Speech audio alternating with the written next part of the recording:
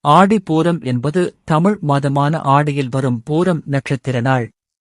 இது குறிப்பாக அம்மன் வழிபாட்டிற்கும் ஆண்டாள் வழிபாட்டிற்கும் மிகவும் சிறப்பான நாளாக கருதப்படுகிறது.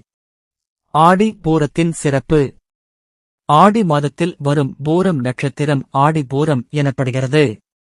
ஆண்டாள் பிறந்த நட்சத்திரமாக பூரம் கருதப்படுகிறது. அதனால் வைணவ கோயில்களில் ஆண்டாள் திருவிழா சிறப்பாக நடைபெறும். பல அம்மன் கோயில்களிலும் ஆடி பூரம் நாளில் சிறப்பு பூஜைகள், அபிஷேகம், அலங்காரம் நடைபெறும்.